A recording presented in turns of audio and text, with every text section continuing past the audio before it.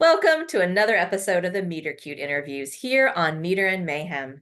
Today, I'm sitting down with Aimee Armande Wilson, who's an associate professor and director of graduate studies in the Department of Women, Gender, and Sexuality Studies at the University of Kansas.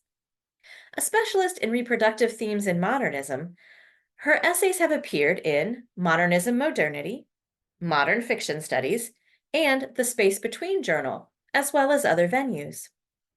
Wilson is the author of Masculine Pregnancies, Modernist Conceptions of Creativity and Legitimacy, 1918 to 1939, which is out recently from SUNY Press.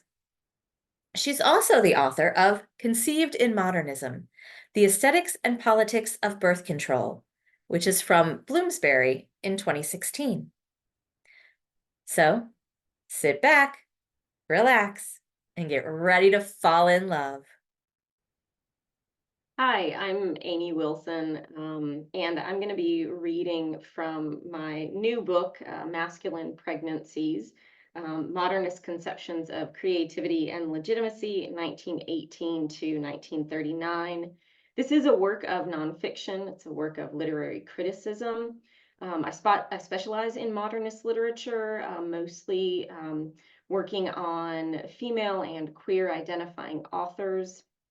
This is a book that focuses on modernist literature, but it also draws some connections to contemporary issues, contemporary works of literature. And I'm going to be starting with the introduction to the book. And in the introduction, I draw one of those connections with a work of contemporary literature. It's a graphic memoir by A.K. Summers, which was published in 2014. So that's where I'm going to start.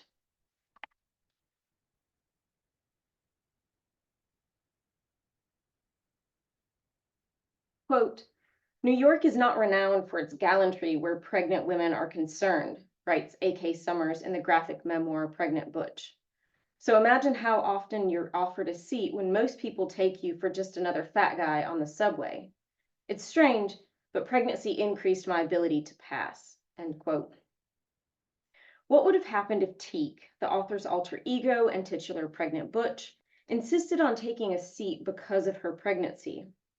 I suspect at least some of the passengers would have accused Teak of lying, mocked her, maybe the other fat guys showing off their stomachs and asking for seats too, and possibly even demanded that Teak show proof that she's pregnant.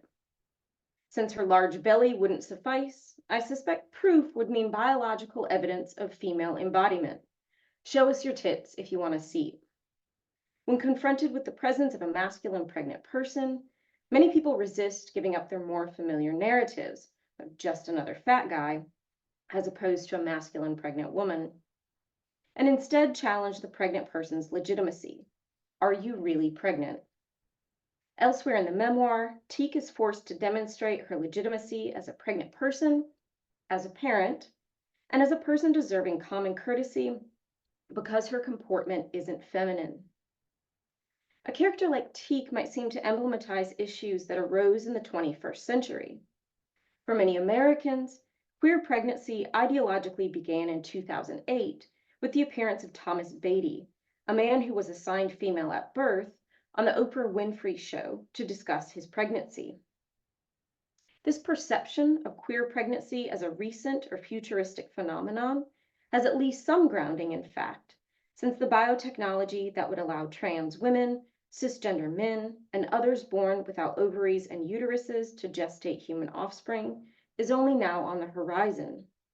Yet these kinds of reproductive embodiment have always been possible in fiction. Indeed, reimagining pregnancy is a hallmark of several genres, most obviously dystopias such as Brave New World.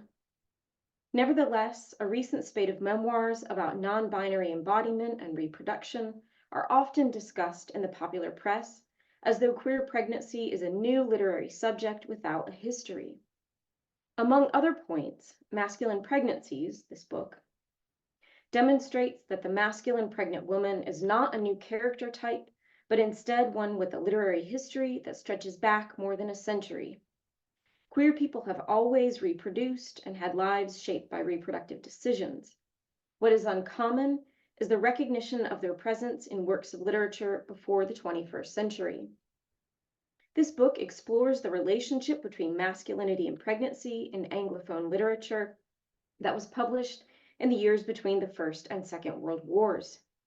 It focuses on depictions of what I call masculine pregnancy, which is not the same thing as male pregnancy, but does, in my definition of the term, encompass male pregnancy. But it also includes mannish pregnant women and metaphorical male pregnancy. And I look at these depictions in the works of Juna Barnes, Willa Cather, William Faulkner, and Ezra Pound, with comparative discussions of works by Charlotte Perkins Gilman, Olive Moore, Jean Toomer, and Virginia Woolf. I argue that these modernist writers combined masculinity and pregnancy to give shape to their ideas about reproductive and creative legitimacy. This book considers one of many strands of transatlantic modernism. Barnes, Cather, Faulkner, and Pound were all born in the United States, but Barnes and Pound spent significant portions of their careers abroad, and Faulkner and Cather thought globally even if they wrote locally. These four authors incorporated transatlantic political, social, and scientific debates into their works, and these debates inform my readings of the selected texts.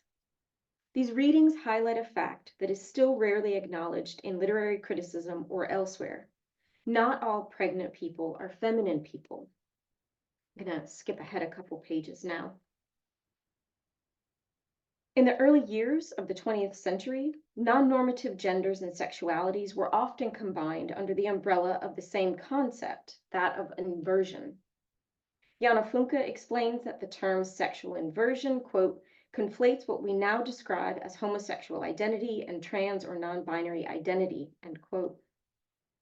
To put it another way, sexologists had not yet separated sexual, what was seen as deviancy or same-sex attraction, from gender deviancy or comportment associated with what was then considered the opposite sex, which could range from women smoking cigarettes and being savvy in business to dressing in masculine clothing and living as a man.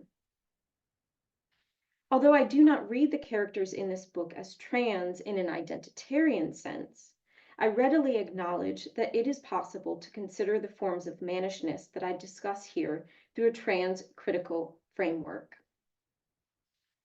This book focuses on characters whose masculinity is a point of contention in the text itself. The pregnant characters I consider here are called manly by other characters, by a narrator, or in a self-description. For instance, the narrator of Knightwood tells us that parishioners in France perceive Robin Vote's body as manlike, while in Faulkner's Jerusalem, a man derisively notes that Charlotte Rittenmeyer wears, quote, pants, man's pants, while she's pregnant. Some characters express the sentiment themselves, as when Antonia Shimerda states, I like to be like a man, while working on a farm in Nebraska. I apply a similar logic with regard to the childbirth metaphor, which is what scholars refer to metaphors where authors compare the process of writing to pregnancy, where publication is childbirth. In the examples considered throughout this book, the writers directly describe authorship in gendered terms and assert the legitimacy and superiority of what they call manly forms of creation. For example, one of the characters in Faulkner's Mosquitoes states, quote, women can create without art. Old biology takes care of that. But men, in art, a man can create without any assistance at all, end quote. The texts I study therefore register manliness and masculinity as they were perceived in the interwar years. The conceptual overlap between terms like mannishness and trans means that the study of mannish pregnancy is a necessary complement to both modernist studies of trans masculinity, as well as studies of queer pregnancy in contemporary works such as Pregnant Butch and Maggie Nelson's The Argonauts. Thank you. Wow, Aimee, thank you. Thank you so much for reading that section. I know most of the interviews that I do with creative writers, and I specifically wanted to have you come on because I think that literary criticism is so important in how we look at literature, and sometimes that gets kind of overlooked by folks. And And because it's a book of literary criticism, my assumption is that the pricing is kind of priced to literary criticism.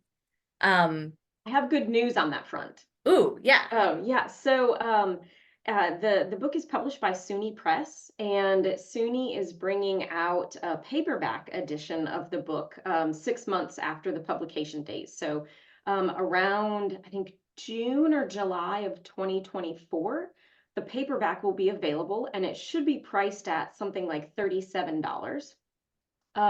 So much more approachable than the $100 for the hardback.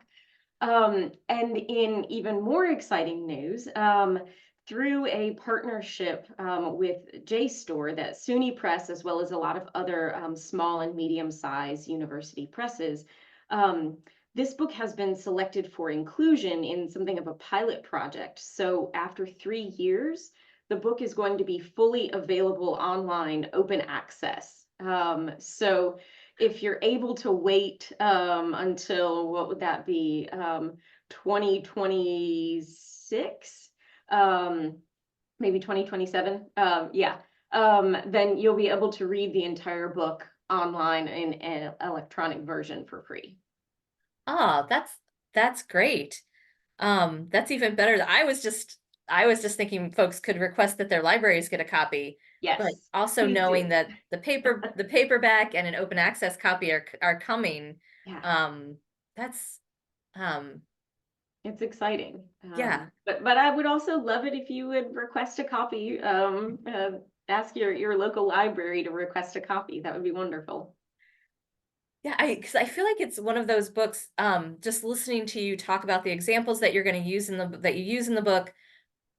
I feel like it's one of those books that as you're reading it, you sit there and you take notes about other books that you want to read, that you want to go back and you want to read the the literature that's being analyzed, and from the list just kind of grows and grows. I had something of that kind of experience when I started working on this book, where once I started looking for masculine characters, masculine female characters who are pregnant, I started rereading all of the books that I had like read for my comps exams through a different light, trying to consider, what's happening here, and maybe what have we missed. One of the things that I realized as I was doing the research for this, is that scholars, and I include myself in this, have tended to overlook, ignore, or rationalize away a character's masculinity once they become pregnant. So there are a lot of characters who will display similar characteristics before and after pregnancy. That before pregnancy, scholars are saying, oh, this is a queer character, this is a mannish woman. But then as soon as she gets pregnant, it's like, oh, well, she's feminine now, and referring to pregnancy as the most feminine of acts. Um, but if you look at it, a lot of times for these characters, their behaviors don't actually change. So it's not the character's traits that are shifting or changing, it's our idea that pregnancy and femininity are somehow naturally linked. And I think that in some ways the authors were way ahead of us. They were picking up on that. They were putting that into their works, but critics weren't picking up on it. Oh, wow. Um, I feel like my brain has something to say on that, and I can't think of what it is. So I'm gonna. It's a subject that really, it does really kind of, it pushes at the edges of what our brains want to do because of the way that we've been taught to think about pregnancy, about gender, about bodies. So it was exciting, and it was hard to write because it was forcing me to think in conceptually different ways than I've done in the past. Imagine how long did it take you to do the research and to put the book together? It was about 5 years. So I started getting ideas for it when I was finishing up the last book, which is on the early birth control movement in the United States and the UK. And I really just started thinking about the ways that it was it was an incredibly gendered space, incredibly gendered area, and I was really curious to think about whether there's a way to do pregnancy research that is also taking into consideration and considering all of the incredible work that's being done in queer theory and in trans studies, and thinking about, what could that teach us if we look at what queer theorists, trans theorists are teaching us? How would that reshape what we think about pregnancy in the modernist period? I'm going to do a kind of jerky non sequitur here to start diving into some other questions, because Yeah, let's get into it. I started to think about as an English professor, you or actually are you in the English department now, or you're I'm in in the Women, Gender, and Sexuality Studies department, but my training, my background is in English. Okay. So you've read a lot, obviously. What book has created the most mayhem for you? And take mayhem as however you want to take that. That's an easy question for me to answer, because there is an obvious answer for me, which is that so when I started graduate study, I thought that I was going to focus on rhetoric and composition. And I sort of on a whim signed up for a seminar on Virginia Woolf. I hadn't read anything by her before. And so over break, I picked up A Room of One's Own, and I was like, "This is pretty cool. I think I want to take this class."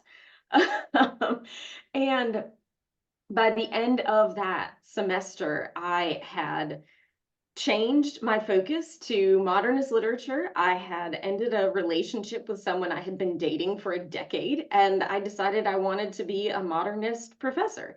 So that class and reading Virginia Woolf basically changed the entire trajectory of my personal and professional career. Wow. It was mayhem for sure. Yeah, that is pretty, that's some pretty intense changes from the book. Yeah. Is that one of your favorite Virginia Woolf books, or? I mean, I still have tremendous respect for A Room of One's Own, but the book that really did it for me was Orlando. And I think for anyone familiar with Orlando, and if you think about the excerpt that I just read, the sort of queer connections are pretty obvious. And so that really became my touchstone book. But it's really her entire corpus that was inspiring to me. I mean, it was reading a lot of her nonfiction too. It just made me want to live a more honest life, and to really be willing to consider the choices I'm making and how I'm approaching my life. And so it's both the novel Orlando, but also just I think her nonfiction, the way that she approached her life. I mean, she's not blameless. I mean, for anyone out there who's like thinking about the terrible things she said about disabled people or race, I mean, I fully acknowledge that. But there are a lot of aspects of her life, of her work, that I really try to emulate in my own. Cool. And later, I think in the fall sometime, we're gonna Lacey Madison's gonna come on Oh, yeah. and talk about her work with Virginia Woolf too. Another So Woolfian. yeah, this will become a Virginia Woolf stan YouTube. It's amazing. Yeah, let's do it. Let's make it a Virginia Woolf, Meter and Mayhem and Wolf. Right. Yeah. Now I'm imagining my raccoon starting to become a wolf instead of Yeah. You'll have to have a variation, a version of your of your icon. That's yeah. Um, So those are some big changes that the younger version of yourself went through. What kind of advice would you give to younger Aimee? Um, I have always struggled with patience. I'm not the most patient person, and especially not when I was younger, and especially when it comes to the research that I was doing. That I really had to learn through trial and error that good scholarship, good research, good writing only comes when you give it time and space to breathe. And I really had to learn the value of walking away from something for a period of time, the value of giving yourself time to do the necessary reading and thinking and making mistakes and writing things that you throw away. So just having more patience with the process and sort of trusting that that process is going to work. And um, okay, I'm trying to think how to phrase this. So academia is not always set up for Mm. patience and It's true. for writing things that I think about, trying to do papers and trying to do research and everything in grad school. It's like, here you've got 15 weeks, think all the grand thoughts. Yeah. Um, do you have any advice for folks who maybe understand that they need that kind of patience that you're talking about, but they're sort of struggling to find the way to do that? Yeah, get a writing group. That's, I mean, there's no like magic bullet in writing, but it's the closest thing I've found to it. And it can be, I know for some people it's hard to find a writing group because they're scared to share their work in early drafts. Or they're scared that people aren't going to treat their work with the kind of respect that it deserves. And I fully understand and appreciate those concerns. But if you can find your way to just do a little bit of that, to do some sharing your work with others, it really does help to give your work the kind of um, it almost speeds up the process. So you still have to have patience with it. It still takes time, but I'm in two writing groups right now. One of them is long distance, one of them is local. One of them we share short works frequently. One of them we share longer works, sort of on a longer time span, like once a month. And I've gotten to a place where I trust the people in those groups, and I'm willing now to give them work that is really, really unpolished, and that saves me so much time because they're able to point out this has merit, you should develop this, and this is ridiculous, you should not continue developing that. So instead of spending time on those ridiculous things that don't have legs, I'm able to focus on what does. And for any of my students who are, they're worried about, well, like, how do I know if I can trust these people? I usually recommend starting with a time limited writing group. So say like, maybe at the end of an academic year, you'll say to them, hey, I really want to make sure I'm productive this summer. Do you want to try a writing group for the next 2 months? And then there's a natural end point. If it doesn't work, you haven't committed yourself beyond that. But if it does, then you can say, hey, maybe we continue this for another semester. And then that gives you a chance to get to know the people and see if whether, this is someone that you think you can trust. That is really great. That's great advice. I feel like a writing group would have helped me probably in my PhD program, though. Yeah, that trusting thing Yeah. Yeah.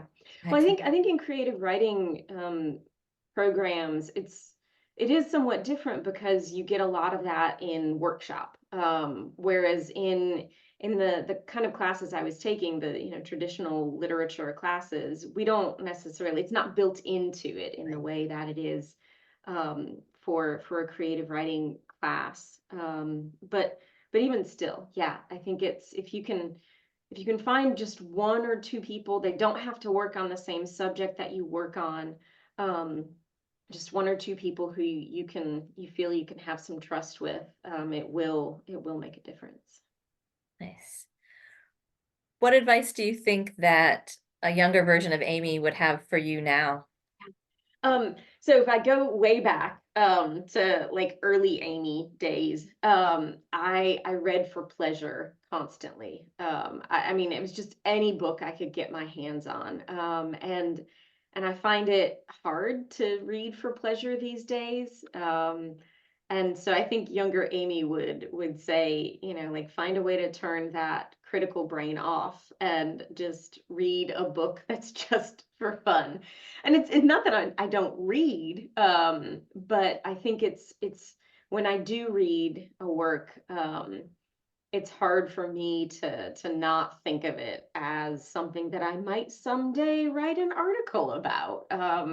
So I think yeah, finding my way back to reading for pleasure would be, um, that's a worthy goal to set for myself.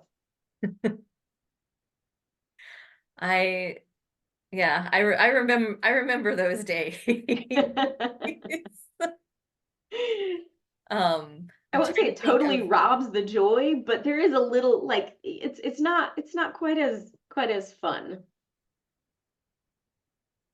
yes. Um, I hope that you get some time where you, Me too. yeah, yeah. Well, thank you for talking to me today, Aimee. This is great. This was my experiment of bringing critical studies um onto the interview series, and I think I've loved what you've had to say and loved listening to your work. Well, this was fun. Thank you so much. What a fun interview was that. Ah, I hope that you all are ready to go out and make your list of books to read. And I hope that Aimee Wilson's Masculine Pregnancies is on that list. And remember that, yeah, you can look at the price. It is priced academic textbook sort of price right now, but the paperback is coming out in at the beginning of the summer. And there'll also be that open source electronic version in a few years. But remember, you can also ask your library. A lot of public libraries, as well as academic libraries, are willing to get books for patrons that they think will have a broader appeal. So, or even not a broad appeal, even just a very limited. Two people may want to read it. So ask. You never know. All they can say is uh no. I ask my public library to get books for me all the time to get books in. And most of the time they will get them. And every time that they say no, I'm like, oh, there was this one book that they had like three, no, they had like two books of a three-book series, and they hadn't gotten the third book. And I was like, can you get this third book? It was the Arlo Finch series by John August, and they wouldn't get the final book. I'm like, why will you not get the final book? So I bought it myself, and I read it, and then I donated it to the library, and it's still not in the collection. What is going on? Anyway, that was a side note. That was a little bonus for those of you who have decided to watch my little outro. Get a little randomness. Thanks for stopping by.